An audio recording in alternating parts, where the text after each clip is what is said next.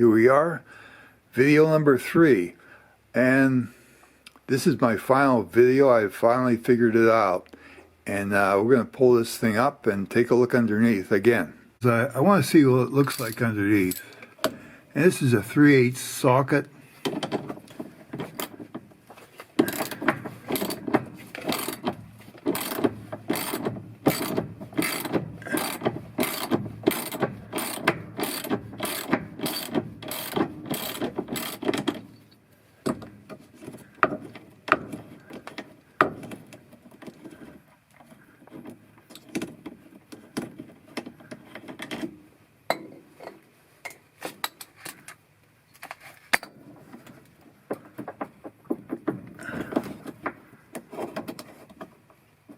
Okay, I'm going to have to pull this or something to get this off.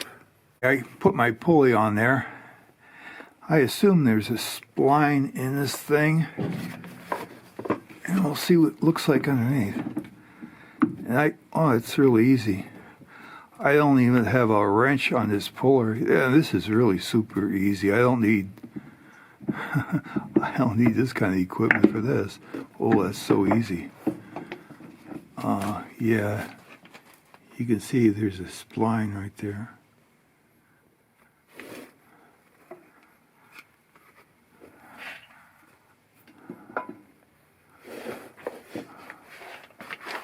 And let's see.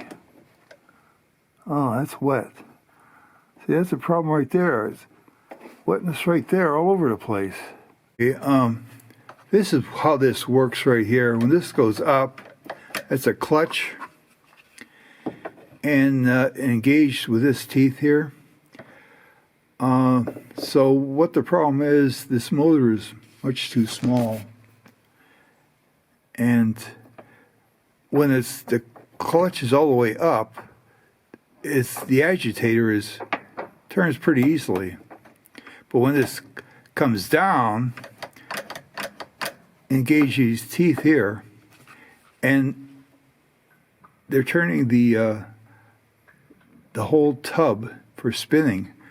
So the real problem with this machine is the oil comes down from in here, it gets down on the belt, and it's okay for the agitating because that is pretty easy to turn that. But when this comes down and engaged with this thing, it's really hard to turn that. So if you have a heavy load in that, this motor is too small to turn a heavy load. So with this machine, it has a huge tub, but nevertheless you can't use it. You only can use it for light items in there, because if you put something heavy in there, the oil comes down on this thing and it spins. The belt is going to spin, and it's just not going to work. So it's a very light machine. What I want to do now is try to figure out, I don't want to replace the transmission because a new transmission isn't going to be any better than what we have now. So just out of to experiment with this and that, if I can figure out a way to put a sprocket between here and have a reduction in there, it'll be washing slower. The agitator is going to be slower, and the spinning will be slower, but it'll have more power with the motor to turn the spinning.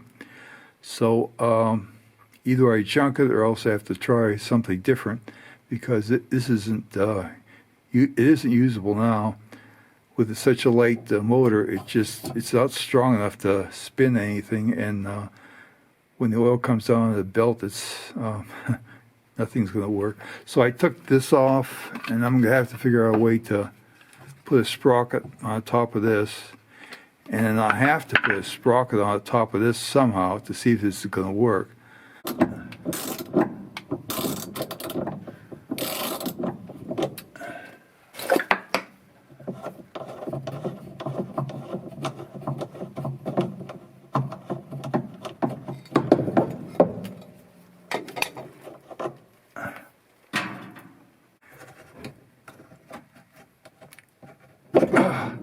Okay, that's not bad. I just gave it a pretty good yank off it, and it came right off because it had these splines in it. So that's rather good. That's a necessity in this situation. So anyhow, I have to figure out a way to put a sprocket on here, a sprocket on this thing, and then put a chain in between these two things, and I won't have to worry about the oil coming down, because the oil will be great for a, for a chain, so I won't have any problems with that. And I have to look things up and see what's going to work with I can use here. Well, here we are looking at this thing again, and I spent a lot of time thinking about this. The main problem is the transmission is leaking oil, and it gets into the belt, and that belt has to be dry. With oil on it, it's going to slip. So that's not going to work. I thought about shielding the belt. I can't figure out a sensible way of putting a shield to keep the oil off the belt. And I thought about possibly putting a sprocket. Well, I don't think that's going to work either. Or putting in heavier oil in the transmission. Somehow I don't think that's going to work either. And of course, it has a real nice big tub on it, stainless steel, looks really good. But it's only for very light articles in there, because the motor is just too small to spin heavier material in there. So that isn't going to work. And of course, I'm not going to put a new transmission in the thing. I don't think that's worth it. So I hate to admit it, but there's only one thing to do with this. Well, there it is. I gave up on that GE. It was just hopeless. I can't repair the stupid thing, especially after I took it apart so many times. And the last version of it, you have to keep that thing really clean, and every time you take it apart, we're going to have to put a new belt on there, because the belt goes bad and gets the oil on there too much, and so every time you do it, you better buy a new belt at the same time. It'll work much better with a new belt. And this is, I talked to a lot of guys, and they said, well, Speed Queen is the best one out there. And it guaranteed for 5 years. Now the GE and a lot of that junk out there is guaranteed for 1, and after 1 year, well, you're going to have to buy insurance beyond that. And for this TC5, it's for 5 years, parts, including parts. There's no copay. They'll come over and they'll fix whatever they got to fix, and you don't have to worry about it. No, you don't need any more insurance beyond that. Now this is TC5. They have a lot of different versions of Speed Queen, and I just want the ordinary one. This has the a real transmission in it, and you can repair it. And I guess the cost, the energy is a little bit higher, so big deal. I don't care about that. I can handle that. And it's very heavy too. That GE, I can tip that baby up very easily. Now this is solid, and you can't tip this thing up very easily. It's much more heavy than the GE or any of this other stuff. And now this baby costs probably double what the GE, but it's worth it, because that GE lasts, well, a year and a half, and after that I did a lot of suffering to keep that thing going after that. And well, I didn't have insurance. It was up to me to fix it, and I decided I can't fix it myself. It's just hopeless. So I'm happy I bought this thing. We used it today, and it worked great. and the clothing came out very clean, and the cycle is very short too. So the old one lasted, the cycle was much longer than what this one.